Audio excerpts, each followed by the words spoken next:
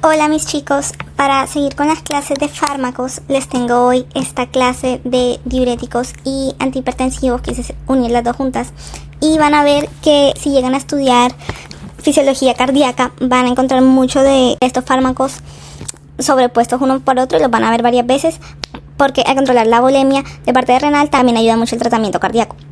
Entonces en este video vamos a ver los medicamentos más prescritos que se tratan para enfermedades como hipertensión, insuficiencia cardíaca y ciertas condiciones neurológicas y renales. Yo lo que quiero con este video es que ustedes entiendan los fármacos. Así empezamos.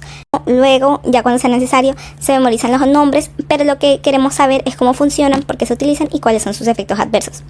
Así que empecemos. ¿Por qué funcionan los diuréticos?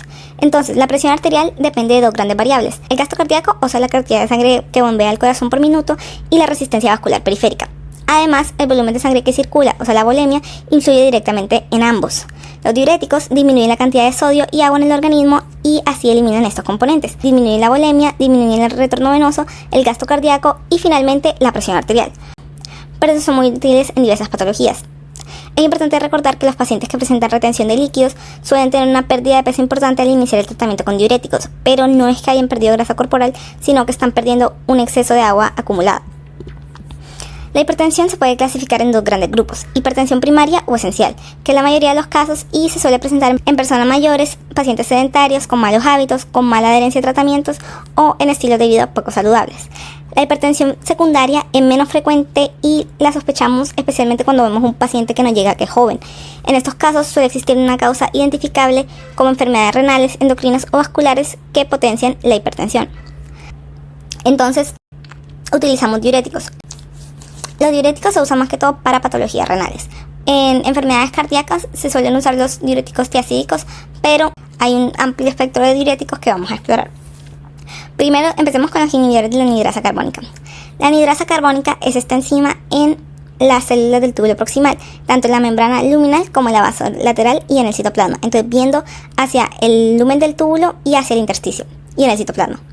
La enzima participa en la reabsorción de aproximadamente 35% del bicarbonato filtrado. Recordemos que en el túbulo proximal se reabsorbe el 99% del bicarbonato en el cuerpo. Cuando se inhibe esta enzima que la reabsorbe, excretamos el bicarbonato y la orina se vuelve más alcalina. También al inhibir la reabsorción del bicarbonato, también se inhibe la reabsorción de sodio y potasio, entonces puede aparecer hiponatremia e hipocalemia. El fármaco más utilizado de este tipo es la acetazolamida, que tiene una eliminación principalmente renal. Los efectos secundarios de los inhibidores de la anhidrasa carbónica son disminución de la formación del humor acuoso, ya que es muy necesario el bicarbonato para esto, igual que la producción del líquido cefalorraquídeo.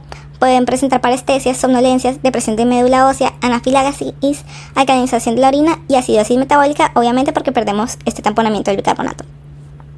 Por la disminución del humor acuoso, también se suele utilizar los inhibidores para el tratamiento de glaucoma. Segundo, los inhibidores del simporte 2-sodio-cloropotasio, o sea, los diuréticos de asa. Estos son muy populares y actúan en la porción gruesa ascendente del asa de Henle, donde está este transportador, que reabsorbe sodio, potasio y cloro. Este transportador se encarga de reabsorber estas moléculas, pero con esta reabsorción también jala la reabsorción de calcio y magnesio. Entonces, cuando bloqueamos el simporte, se pide la reabsorción de todos estos iones, produciendo hiponatremia, hipocloremia, hipocalcemia e hipomagnesemia. Pero son unos diuréticos muy eficaces. El más utilizado es la furosemida.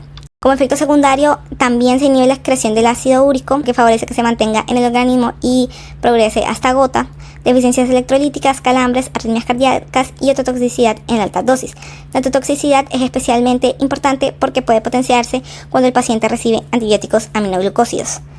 También puede producir hiperglucemia y anafilaxis, aunque en casos muy raros. La furosemida, estos diuréticos de asa, son muy importantes porque se utilizan en pacientes con insuficiencia cardíaca, porque son muy efectivos al disminuir la volemia y poniendo un menor peso en el corazón. Recordemos que la hipertensión arterial crónica aumenta la poscarga del ventrículo izquierdo y entonces el corazón suele desarrollar una hipertrofia concéntrica, o sea que el ventrículo se engrosa hacia adentro, lo que produce una disminución de la capacidad del llenado y todo este líquido acumulado causa una congestión venosa y pulmonar. Seguimos a otro tipo de diurético, los inhibidores del simporte sodio-cloro, o sea, los diuréticos tiacídicos.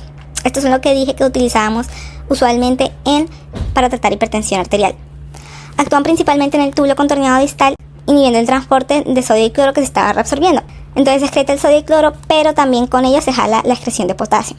Los fármacos más populares de este tipo son la hidroclorotiazida y la clortalidona, que ambos se eliminan por vía renal. Los efectos secundarios que podemos ver son disfunción eréctil por el bajo de la volemia, disminución de la excreción de ácido úrico, hipocalemia, hipocalcemia e hipomagnesemia. La anafilaxis se puede dar, pero es muy rara. Además, si se administran junto con algunos antiarrítmicos, pueden causar un fenómeno que es la prolongación del intervalo QT, que suele ser base para muchas arritmias. Entonces ahora vamos a entrar hacia los que se refieren como ahorradores de potasio. Hay dos tipos.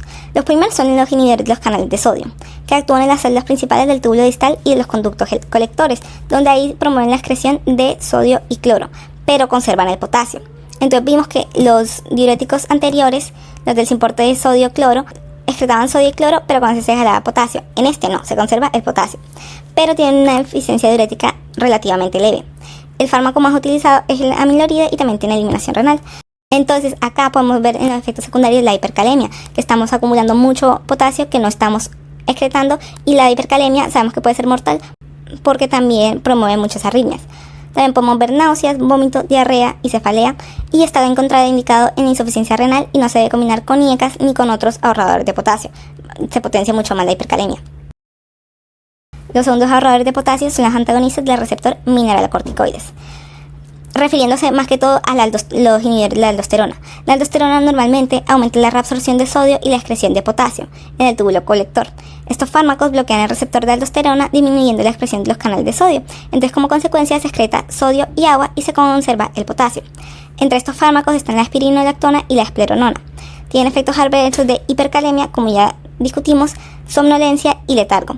La espironolactona, como es un receptor, es un análogo mineralocorticoide, tiene efectos hormonales y los efectos secundarios que comúnmente vemos: ginecomastia en hombres o aumento del tejido mamario, disfunción eréctil e hirsutismo en mujeres, porque actúa tanto como un progestágeno como un andrógeno.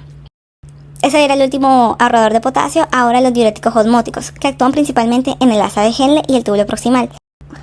Estas son sustancias que no se absorben, pero aumentan la molaridad del líquido tubular y así impiden la reabsorción de agua y electrolíticos.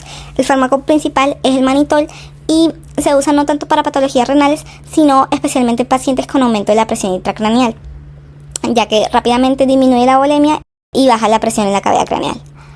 Entre los efectos secundarios están expansión del volumen extracelular por este efecto osmótico que tiene, hiponatremia, hipocalemia, hipomagnesemia, náuseas y vómitos. La deficiencia iónica es porque recordemos que impedía la reabsorción de agua y electrolitos.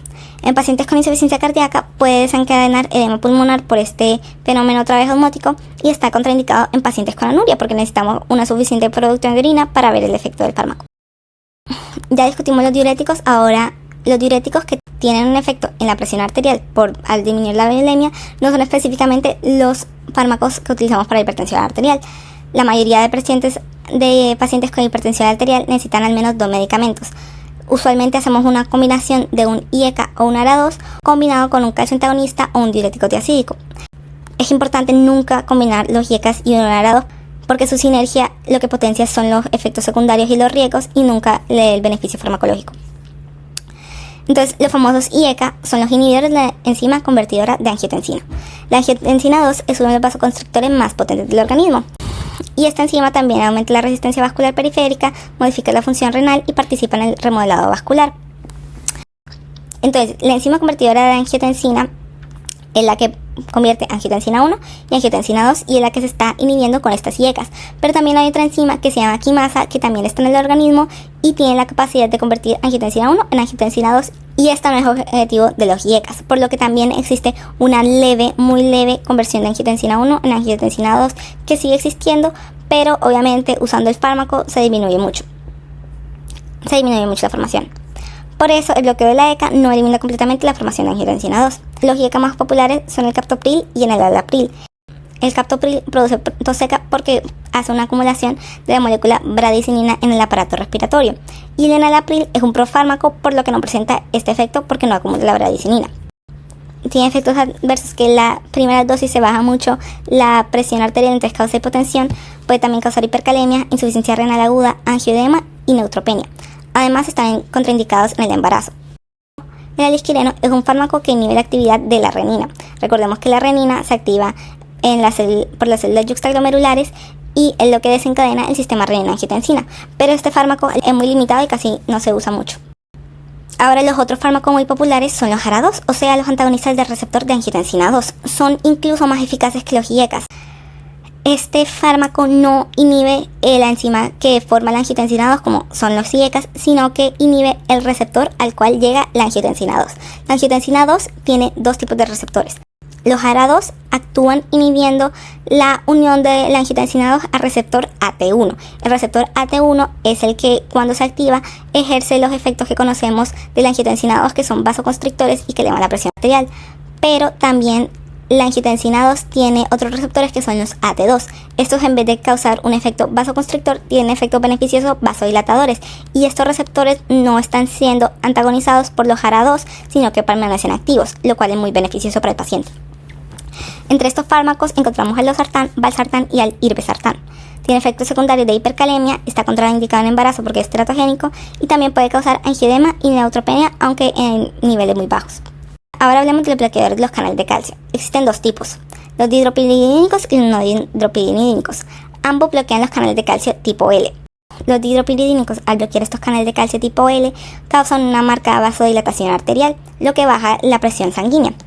Determinan el dipino como amlodipino y nifedipino. Y como por esta vasodilatación, entre los efectos secundarios encontramos vértigo, hipertensión, rubor, edema en miembros inferiores, sibilancias, edema pulmonar, angina, taquicardia y bradicardia. Y al actuar, estos tienen un efecto principal en el nodo AB y baja mucho la frecuencia cardíaca y la contractilidad, por lo que tampoco se deben combinar con beta bloqueadores porque habría un importante riesgo de bradicardia. Los no dihidropiridínicos no se suelen utilizar para la presión arterial, más que todo se usan para tratar arritmias, pero entre ellos encontramos al verapamil y al diltiazem.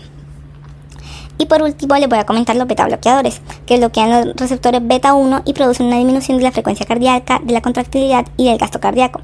Además, bajan la liberación de renina, la actividad del sistema renina-angiotensina-aldosterona, la producción de aldosterona y disminuyen la volemia. Entre el principal efecto adverso está el fenómeno de rebote, porque lo que se debe suspender de manera lenta, porque cuando se retira bruscamente puede provocar una hiperactividad del sistema nervioso simpático, lo que incluso puede llegar a infarto del miocardio, arritmias graves o angina de pecho.